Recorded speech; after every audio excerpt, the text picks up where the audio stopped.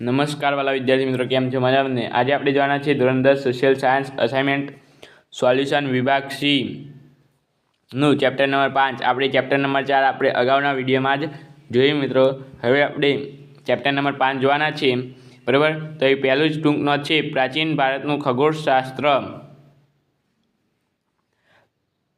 ભારતે ખગોળશાસ્ત્ર વિદ્યામાં આપેલું પ્રદાન નીચે પ્રમાણે છે, બરાબર મિત્રો. તો એ કયા પ્રદાન છે તે જોઈએ આપણે. અહીંયા પહેલું જોઈએ તો અહીંયા બધા જ શાસ્ત્રોમાં ખગોળશાસ્ત્ર સૌથી પ્રાચીન શાસ્ત્ર છે. ભારતની પ્રાચીન વિદ્યાપીઠોમાં ખગોળશાસ્ત્રનો પદ્ધતિસર અને ઊંડો અભ્યાસ કરવામાં આવતો હતો. ગ્રહો અને તેમની ગતિ, નક્ષત્રો અને અન્ય અવકાશી ગ્રહો વગેરે પરથી ગણતરી કરીને ખગોળને લગતી માહિતી એકત્રિત કરવામાં આવતી હતી. મહાન ખગોળવેત્તા અને જ્યોતિષશાસ્ત્રી વહાર મિહિરે પોતાના પંચ સિદ્ધાંતિકા નામના ગ્રંથમાં જ્યોતિષ અને ખગોળ શાસ્ત્ર વિશે પ્રમાણભૂત માહિતી આપી હતી. ગ્રહો પરથી રાશિફળ પ્રમાણે જ્યોતિષ ફલિત કરવામાં આવતું. ગુપ્ત યુગના મહાન ખગોળશાસ્ત્રી આર્યભટ્ટે સૌ પ્રથમ પ્રતિપાદન કર્યું હતું કે પૃથ્વી પોતાની ધરી પર ફરે છે અને ચંદ્રગ્રહણ પૃથ્વીના પડછાયા વડે થાય છે. વૃદ્ધાનો આ બાબતને અજરબર કહેતા હતા. ખગોળ વિજ્ઞાન ક્ષેત્રે આર્યભટ્ટનું મહત્વ યોગદાન છે. તેથી ભારતના પ્રથમ ઉપગ્રહનું નામ આર્યભટ્ટ રાખવામાં આવ્યું હતું.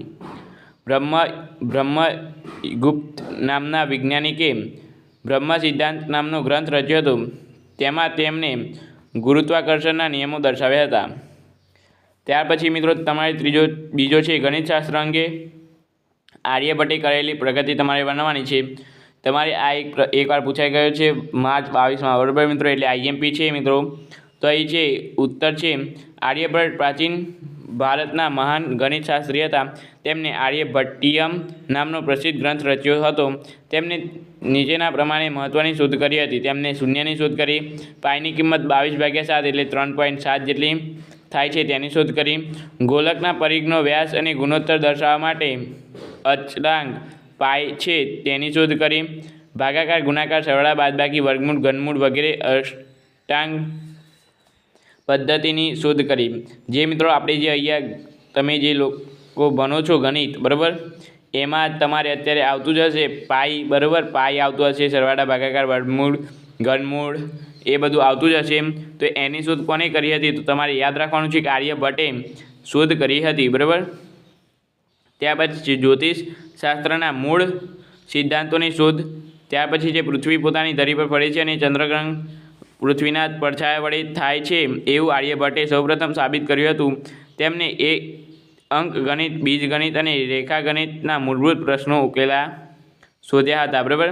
ત્યાર પછી મિત્રો ત્રીજો છે કે વાસ્તુશાસ્ત્રના પ્રણેતાના નામ આપો અને વાસ્તુશાસ્ત્રમાં કઈ કઈ માહિતીનો સમાવેશ થાય છે. તો મિત્રો બ્રહ્મા, નારદ, બૃહસ્પતિ, ભૃગુ, વશિષ્ઠ. અહીંયા મિત્રો વશિષ્ઠ લખવામાં થોડું ભૂલ થઈ હોય તો મિત્રો તમે જાતે સમજી લેજો, બરાબર. પછી વિશ્વકર્મ, વાસ્તુશાસ્ત્રના વિશ્વકર્મા. અહીંયા મિત્રો ભૂલ થઈ છે, બરાબર. ટાઈપિંગમાં તો જાતે સમજી લેજો. ત્યાર પછી જે વાસ્તુશાસ્ત્રના પ્રણેતા હતા દેવોના પ્રથમ સ્થપતિ એટલે કે આર્કિટેક્ટ, બરાબર. અત્યારના જમાનામાં આપણે આર્કિટેક્ટ શબ્દ વાપરીએ છીએ, એ વખતે સ્થપતિ કહેવામાં આવતા. માનતા વિશ્વકર્માને વાસ્તુશાસ્ત્રને 8 ભાગોમાં વહેંચ્યું હતું.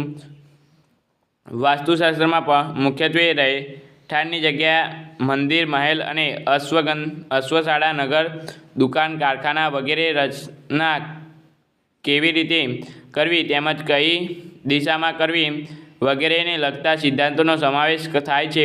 આ ઉપરાંત વાસ્તુશાસ્ત્રમાં ઘર બનાવવાની જગ્યા પસંદગી કરવાના વિવિધ આકારો, ઘરની રચના, ઘરની અંદરની ગોઠવણી, દેવ મંદિર, બ્રહ્મ સ્થાપત્ય, ભોજનકક્ષા, શયનખંડ, દૈનિક કાર્ય માટેના સ્થાનો વગેરેની માહિતીનો પણ સમાવેશ થાય છે. મિત્રો તમારે હવે એક પ્રશ્ન છે કે નીચેના ઐતિહાસિક વ્યક્તિઓનો પરિચય આપો. એમાં આર્યભટ્ટ, મહર્ષિ ચક્રવર્તી, મિહિર. બરાબર મિત્રો, અહીંયા મિત્રો તમારે આ પ્રશ્નને જાતે સોલ્વ કરવાનો છે, સ્વપ્રયત્ન. બરાબર મિત્રો, તો આ તમે 3 પુસ્તકમાં આપેલા હશે મિત્રો, ત્યાંથી જઈને તમે જોઈ શકો છો. બરાબર, તમને હું પ્રશ્ન આપી દીધો, જવાબ તમારે હવે જાતે શોધવાનો છે. બરાબર, તો મિત્રો વિડીયો ગમ્યો હોય તો લાઇક, શેર અને સબસ્ક્રાઈબ ભૂલતા નહીં.